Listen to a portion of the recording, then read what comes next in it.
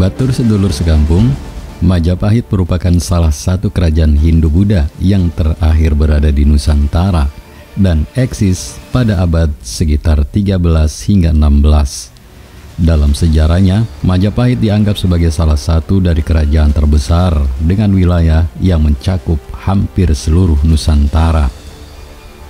Majapahit didirikan pada tahun 1293 oleh raja pertamanya, yaitu Raden Wijaya, menantu dari Kartanegara dan raja terakhir dari Singasari. Raden Wijaya memiliki nama asli Sang Naraya Singgrawijaya. Ayah dari Raden Wijaya adalah seorang pangeran yang berasal dari kerajaan Sunda Galuh yang bernama Rakian Jayadharma. Sedangkan ibu dari Raden Wijaya adalah Syah Lembutal, yaitu cucu dari Ken Arok, sang pendiri kerajaan Singosari. Baik dari pihak ibu maupun ayah, keduanya telah memiliki darah kerajaan Sunda yang mengalir dan mewariskan kepada Raden Wijaya. Raden Wijaya sebenarnya memiliki peluang untuk dapat mewarisi tahta dari kerajaan Sunda Galuh, akan tetapi Raden Wijaya lebih memilih untuk mengabdi ke tempat asal ibunya, yaitu kerajaan Singosari pada era pemerintahan Raja Kertanegara.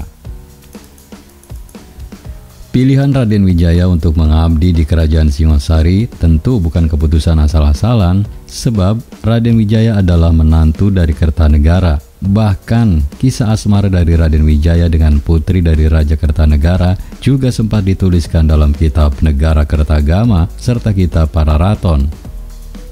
Dalam kitab Negara Kertagama disebutkan bahwa Raden Wijaya menikah dengan 4 putri Kertanegara, yaitu Gayatri, Jayendra Dewi, Nerendra Duhita, serta Tribhuwaneswari. Permaisuri yang terpilih dari 4 putri tersebut adalah Tribhuwaneswari, sedangkan 3 lainnya adalah selir Raden Wijaya. Namun, dalam kitab Pararaton disebutkan bahwa Raden Wijaya hanya menikah 2 dari putri Kertanegara. Akan tetapi, Raden Wijaya juga menikahi seorang putri dari kerajaan Dharmasraya dari Sumatera bernama Darapetak. Putri Darapetak kemudian dibawa oleh Raden Wijaya dalam ekspedisinya bernama Ekspedisi Pamalayu di Tanah Melayu pada tahun 1275 hingga 1286 Masehi. Dari pernikahan dengan Darapetak, Raden Wijaya memiliki seorang putra yang ia beri nama Jayanegara. Akan tetapi menurut Prasasti Sukamerta serta Prasasti Balawi, Jayanegara adalah putra dari Raden Wijaya dengan permaisuri Tribhuwaneswari. Dengan selirnya yaitu Gayatri, Raden Wijaya memiliki 2 orang putri, yaitu Diatarja atau dikenal dengan nama Tribhuwana Wijaya Tunggadewi, serta Diawiyat atau dikenal dengan nama Raja Dewi Maharajasa. Jayanegara sebagai putra Raden Wijaya kemudian akan meneruskan kekuasaan ayahnya sebagai raja kedua dari kerajaan Majapahit. Sedangkan Tribhuwana Wijaya Tunggadewi kemudian menjadi penguasa ketiga di kerajaan Majapahit.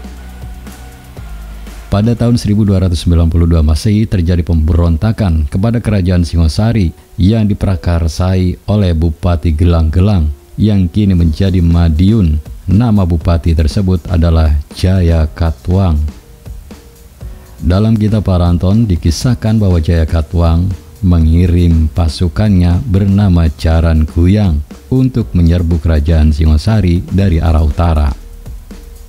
Kemudian Raja Kertanegara yang mengetahui rencana Jayakatwang pun memerintahkan menantunya, yaitu Raden Wijaya, untuk memimpin pasukan Singosari yang bertujuan untuk menangkal serangan dari pasukan Jayakatwang.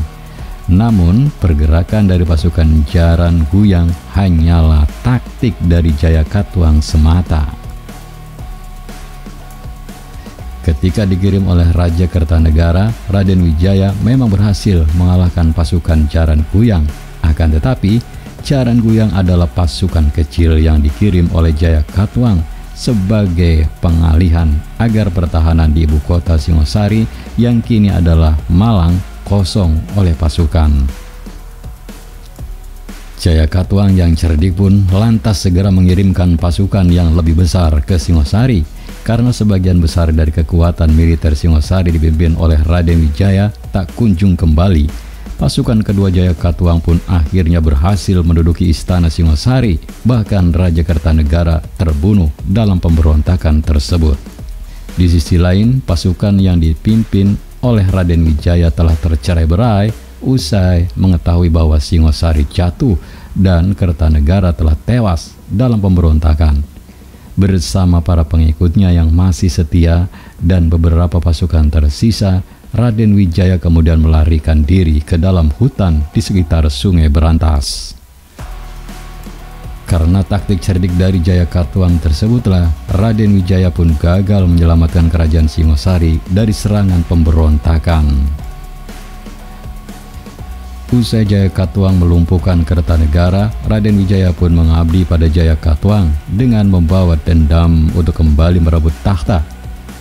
Sebelum diterima oleh Jayakatwang, Raden Wijaya sebelumnya kabur bersama 3 sahabatnya yang bernama Nambi, Sora, dan Rangbe. Ketika melarikan diri tersebut, Raden Wijaya sahabatnya diterima oleh Arya Wiraraja. Ketika bersembunyi, Raden Wijaya pun mendapatkan saran maupun bantuan dari Arya Wiraraja untuk kembali ke Singaraja dengan berdalih bahwa dirinya ingin mengabdi kepada Jayakatwang. Atas pengakuan Raden Wijaya tersebutlah Jayakatwang pun menerimanya dan bahkan memberikan sebuah wilayah yang bernama Hutan Tarik. Usai mendapatkan wilayah tersebut, Raden Wijaya pun membabat Hutan Tarik dan menjadikannya sebuah pedesaan. Raden Wijaya juga menemukan sebuah buah maja yang memiliki rasa sangat pahit. Dari buah pahit tersebutlah Raden Wijaya pun memberikan pedesaan tersebut bernama Majapahit. Meskipun mengaku ia akan mengabdi, Raden Wijaya masih memiliki dendam pada Jayakatwang dan memiliki kesempatan ketika pasukan Mongol yang dikirimkan oleh Kublai-Khan datang untuk menghukum Kertanegara. Namun, karena Kertanegara telah tewas, 20.000 pasukan yang dibawa oleh Mongol pun diajak oleh Raden Wijaya untuk balik menyerang Jayakatwang. Raden Wijaya mengaku bahwa apabila meraih kemenangan, maka ia pun akan tunduk pada Kublai-Khan. Namun, usai berhasil menyingkirkan Jayakatwang, Raden Wijaya pun langsung menyerang pasukan Mongol. Serangan mendadak tersebut kemudian membuat pasukan Mongol memilih untuk meninggalkan Jawa saat itu. Dari wilayah yang diberikan oleh Jayakatwang tersebutlah sebuah desa bernama Majapahit bentukan Raden Wijaya muncul dan akhirnya menjadi sebuah kerajaan besar. Desa tersebut berada di dekat Sungai Berantas yang aliran airnya melalui beberapa daerah di Jawa Timur seperti Blitar, Malang, Tulung Agung, Jombang, Kediri, bahkan hingga Mojokerto.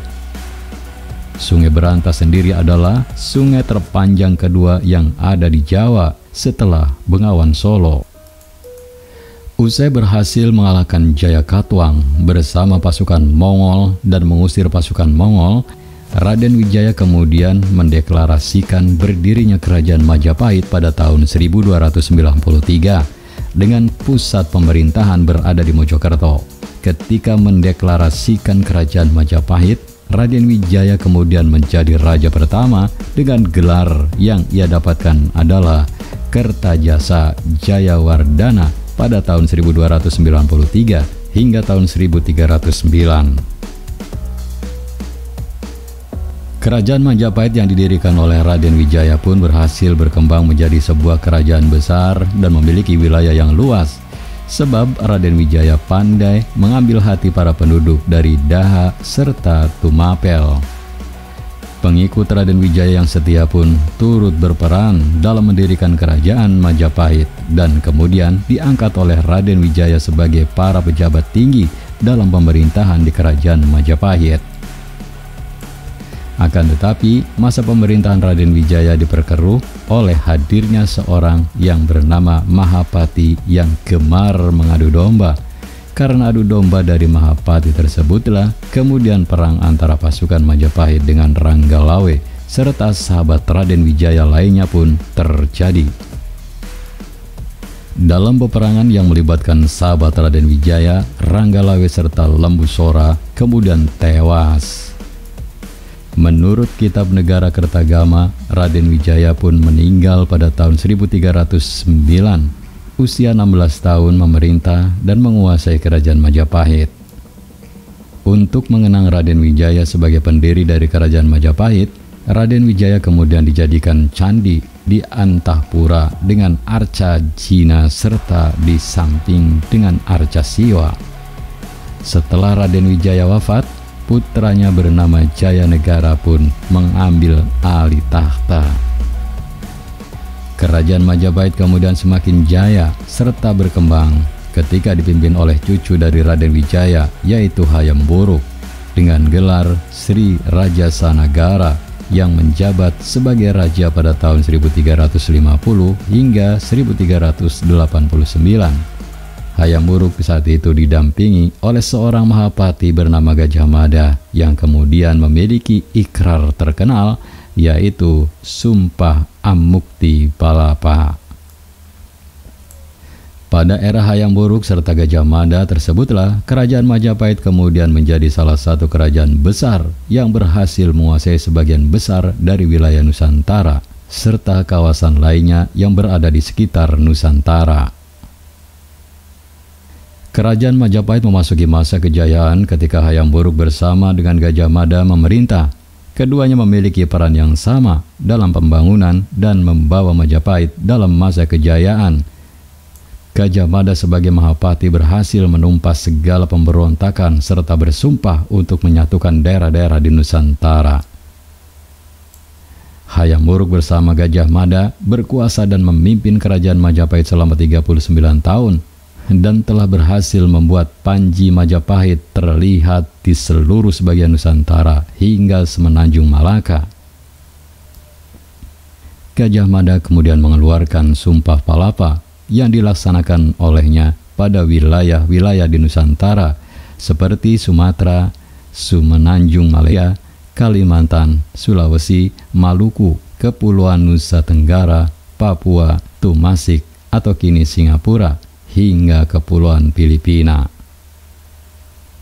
Usai berhasil meraih masa kejayaan pada abad ke-14, kerajaan Majapahit pun secara perlahan mulai melemah.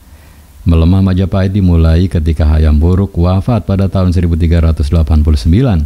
Karena Hayam Wuruk meninggal dunia, perebutan tahta di kerajaan Majapahit pun terjadi, sehingga beberapa daerah di Majapahit terutama di bagian utara, Semenanjung Malaya pun memanfaatkan kesempatan untuk memerdekakan diri. Usai memerdekakan diri, Semenanjung Malaya pun menjadi daerah kekuasaan kerajaan Ayutthaya hingga muncul kesultanan yang diduduki oleh dinasti Ming. Sementara itu, pewaris Hayam Wuruk sendiri, yaitu putri mahkota bernama Kusumawardhani, menikahi sepupunya, yaitu Pangeran Wikramawardhana. Hayam Wuruk memiliki seorang putra dari selir yang bernama Wirabumi dan menuntut hak atas tahta yang ditinggalkan oleh Hayam Wuruk. Usai Hayam Wuruk tiada, perang saudara kemudian terjadi. Perang tersebut disebut sebagai Perang Paregreg yang diperkirakan terjadi pada tahun 1405 hingga 1406. Perang tersebut terjadi antara Wirabumi yang melawan Wikramawardhana dan dimenangkan oleh Wikramawardhana.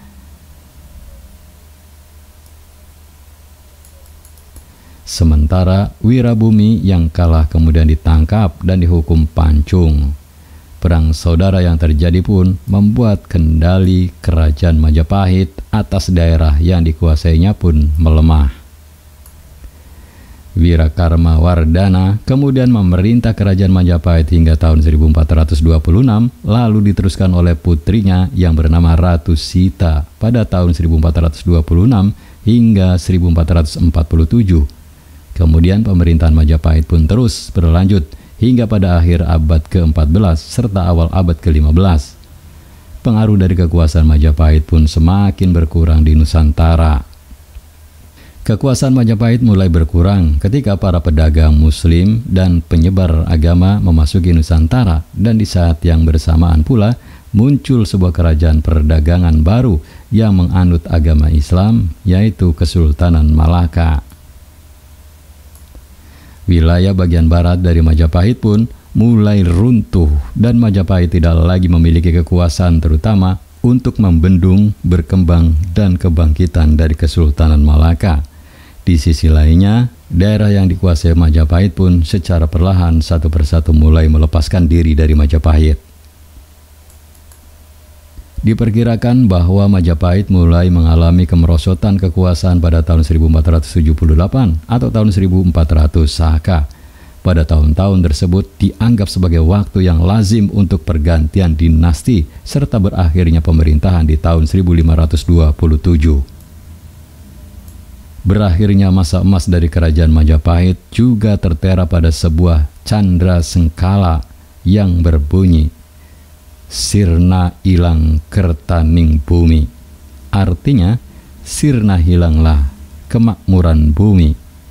Dikisahkan bahwa kerajaan Majapahit semakin melemah usai kerajaan Islam berkuasa dan semakin kuat pada awal abad ke-16 dan akhirnya mengalahkan sisa-sisa dari kerajaan Majapahit. Secara singkat, beberapa faktor yang menyebabkan kerajaan Majapahit mulai runtuh dan mengalami kemunduran diantaranya adalah banyak wilayah yang sebelumnya dikuasai kerajaan Majapahit akhirnya melepaskan diri. Yang kedua, ada konflik yang melibatkan mengenai perebutan tahta. Ketiga, terjadinya perang Paregreg atau perang saudara. Yang keempat, pengaruh agama Islam di Jawa semakin berkembang ditambah dengan kerajaan-kerajaan Islam yang makin berkuasa. Pada tahun 1527 kekuasaan kerajaan Majapahit benar-benar berakhir usai Majapahit takluk di bawah pasukan Sultan Trenggono yang berasal dari Kesultanan Demak. Sejak saat itu wilayah yang terisi pun diambil alih oleh Kesultanan Demak. Batur sedulur sekampung, siapakah nama-nama raja, gelar, dan tahun berkuasa kerajaan Majapahit? Yang pertama, Raden Wijaya dengan gelar Kertarajasa Jayawardhana, menjabat tahun 1293 sampai 1309.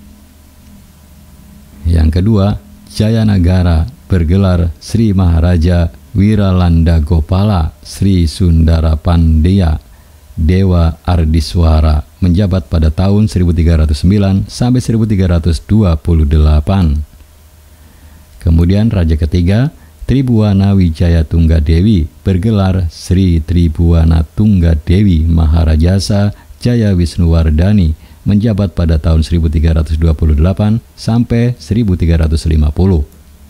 Yang keempat, Hayam Wuruk bergelar Maharaja Sri Rajasa Nagara, menjabat pada tahun 1350 sampai 1389.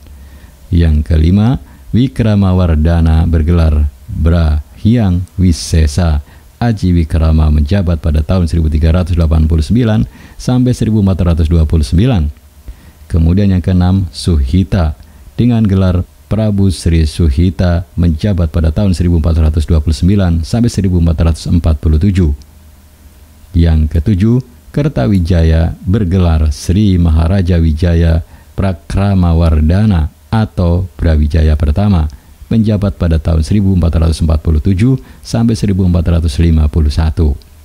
Kemudian yang kedelapan, Raja Swardhana bergelar Raja Sawardhana Sang Sinagara, yang menjabat pada tahun 1451 sampai 1453. Kemudian yang kesembilan, Girisawardhana memiliki gelar Giriswardhana Dia Surya Wikrama, yang menjabat pada tahun 1456 sampai 1466.